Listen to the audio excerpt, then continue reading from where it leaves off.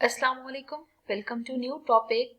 Here we will discuss that if we have three non-collinear points in the plane, then these points will make a closed shape that is basically triangle.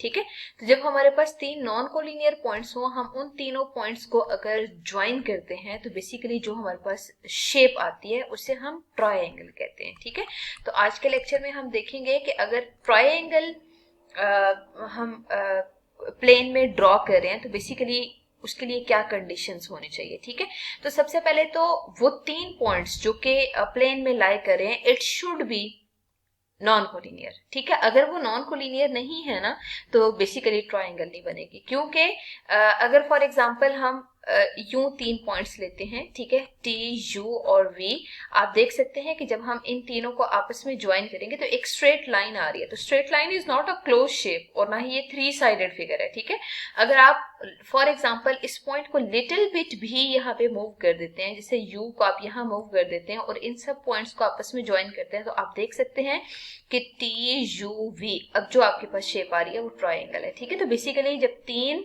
Non collinear points किसी plane में मौजूद होते हैं और आप उन तीनों को ज्वाइन करते हैं तो बेसिकली जो शेप आती है उसे ट्रायंगल कहते हैं. ठीक है, अ closed figure is triangle when it has three vertices and three sides. तो आप यहां देख सकते हैं कि ट्रायंगल की तीन साइड्स आ रही हैं और तीन ही इसकी वर्टिसेस हैं बेसिकली. ठीक है, तो अब हम ऐसा करते हैं, ट्रायंगल की प्रॉपर डेफिनेशन लिख लेते हैं. That a closed figure in a plane obtained by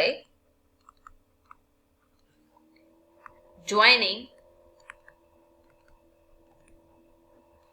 three non collinear points. ठीक है, मतलब तीन ही नॉन कोलिनियर पॉइंट्स होने चाहिए.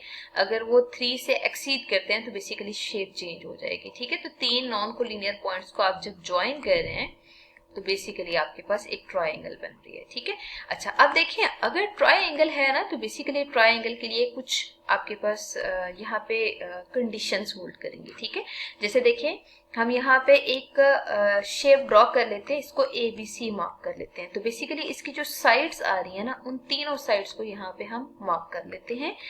वन साइड इसमें ए बी है, सेकेंड साइड इसमें बी सी है and the third one is C A. ठीक है, अब बेसिकली ना जो हम ट्रायंगल की आगे से डिफरेंट टाइप्स डिस्कस करते हैं ना, उसके लिए ये तीन साइड्स ही वहां मैटर कर रही होती हैं. ठीक है, या तीन साइड्स या तीन एंगल मैटर कर रहे होते हैं. तो मूव करते हैं टाइप्स ऑफ ट्रायंगल पे. टाइप्स ऑफ ट्रायंगल के लिए सबसे पहला काम हम ये करते हैं कि एक ट्रायंगल में जितनी पॉसिबल साइड्स या वर्टिसेस हैं या एंगल हैं उनको यहाँ डिफाइन कर लेते हैं. ठीक है, अगर हमारे पास ए बी सी कोई ट्रायंगल गिवन है ना, तो आप देख सकते हैं कि इसमें तीन ही एंगल्स हैं, इसकी तीन ही साइड्स हैं. ठीक है, और बेसिकली तीन ही वर्टिसेस हैं. ठीक है, अब हम यहाँ प्रॉपर इन तीनों को अगर डिफाइन करते हैं ना तो ट्रायंगल्स में बेसिकली चार तरह की ट्रायंगल्स एग्जिस्ट करती हैं. ठीक है, the first one is equilateral triangle. ठीक है, इक्विलेटरल ट्रायंगल ट्रायंगल की वो कैटेगरी है जिसमें आपके पास तीनों की तीनों साइड्स इक्वल हों. ठीक है, जैसे देखिए ना यहाँ पे बेसिकली जो तीन साइड्स आ रही हैं ए बी बी सी और सी ए, बेसिकली ये तीन साइड्स आ रही हैं. तो अ ट्रायंगल हैविंग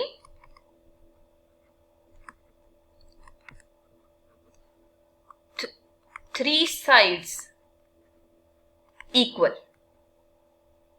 ठीक है, और you can say that three angles equal. क्योंकि ट्रायंगल में तीन ही साइड्स होती हैं और तीन ही एंगल होते हैं, तो अगर वो सब के सब इक्वल हैं then it is equilateral triangle. ठीक है, तो इक्विलेटरल की सबसे पहली कंडीशन ही ये है कि अगर आपके पास तीनों साइड्स इक्वल आ रही है ना तो बेसिकली वो इक्विलेटरल ट्रायंगल है. तो जो हमने ट्रायंगल ड्रॉ किया है उसमें A B distance should be equal to B C distance should be equal to A C या ए सी ए डिस्टेंस, ठीक है। तो इक्विलैटरल ट्राइंगल की हमारे पास ये कंडीशन है। अब हम मूव करते हैं नेक्स्ट टाइप पे, डेट आइसोसेल्स ट्राइंगल, ठीक है। तो बेसिकली इस कैटेगरी के लिए हमेशा हमारे पास दो साइड्स इक्वल होती हैं, ठीक है। और यू कैन से दैट इसमें दो साइड्स इक्वल होती हैं या दो एंगल इक्वल होते हैं, ठीक है। तो ऐसी ट्राइंगल जिसकी दो साइड या दो एंगल इक्वल होते हैं उसे हमेशा आइसोसेल्स ट्राइंगल कहते हैं। तो यहाँ पे हम डायरेक्ट लिख देते हैं टू साइड्स इक्वल, ठीक है। और you can say that two angles equal, क्योंकि जब आपके पास एक ही ट्राइंगल के दो साइड्स इक्वल होती हैं ना, तो बेसिकली उसी के जो ऑपोजिट, उन्हीं साइड्स के जो ऑपोजिट एंगल्स आते हैं वो भी इक्वल होते हैं, ठीक है। तो आप यहाँ लिख सकते हैं कि या तो उसकी दो साइड्स इक्वल होंगे या आपके पास दो एंगल्स इक्वल होंगे, ठीक है। अब हम मूव करते हैं थर्ड कैटेगरी पे। थर्ड कैटेगरी में हम यहाँ पे राइट एंगल्ड ट्राइंगल डिस्कस करते हैं, ठीक है। तो राइट एंगल ट्राइंगल ऐसी ट्राइंगल होती है जिसमें आपके पास एक एंगल 90 का हो, ठीक है। वन एंगल इज ऑलवेज 90, ठीक है। अच्छा, इसके साथ आपके पास अगर हम राइट एंगल ट्राइंगल की कंडीशन हम प्लेन में देखना चाहे तो प्लेन में हम पॉइंट्स को प्रॉपर प्लॉट करते हैं ना, तो पॉइंट्स के लिहाज से अगर राइट एंगल ट्राइंगल की कंडीशन देखना चाहे ना, तो उसमें हमेशा एक साइड का स्क्वायर बाकी दोनों साइड्स के स्क्वायर के सम के इक्वल होगा, ठीक है। मतलब पाइथागोरस थ्योरम की कंडीशन होल्ड करेगी। जैसे देखिए ना, यहाँ पे हम एक ट्राइंगल ड्रॉ कर लेते हैं और उस ट्राइंगल में ए बी सी यूं अगर मार्क करते हैं तो बी पे 90 का एंगल बन रहा है ना, तो बी के ऑपोजिट साइड को हम हाइपोटेनियस कहते हैं, ठीक है। तो बेसिकली यहाँ पे ए सी का स्क्वायर इक्वल होगा ए बी स्क्वायर और ए सी बी सी स्क्वायर के, ठीक है। तो A B whole square plus B C whole square के इक्वल होगा। B C is basically base and B perpendicular is actually A B है, ठीक है। तो ये थी राइट एंगल ट्राइंगल की कंडीशन। अब हम मूव करते हैं नेक्स्ट कैटेगरी। ऐसा भी पॉसिबल है कि जो तीनों साइड्स आ रही हो ट्राइंगल की वो डिफरेंट हो, ठीक है। अगर सारी की सारी साइड डिफरेंट आ रही है ना, तो उस ट्राइंगल का नाम स्केलीन ट्राइंगल होगा, ठीक है। ऑल साइड्स डिफरेंट, ठीक है। तो अब बेसिकली आपने इन सब कंडीशंस को याद रखना है। अगर सब साइड्स डिफरेंट आ रही हैं तो हम यहाँ पे मार्क कर लेते हैं ए बी सी अगर ट्राइंगल है तो बेसिकली तीन साइड्स पॉसिबल है ना, ए बी सी और सी ए, ठीक है। अगर ये तीन साइड्स हैं तो इनके डिस्टेंसेस में ये रिलेशन होगा A B should not equal to B C should not equal to C A, ठीक है। और इसके साथ हम स्ट्रेट लाइंस मार्क करते हैं which represents that you have to take distance of A B C और सी ए, ठीक है। तो ये बेसिकली कंडीशंस थी फॉर टाइप्स ऑफ ट्राइंगल और इन्हीं कंडीशंस नेक्स्ट यूज करना है।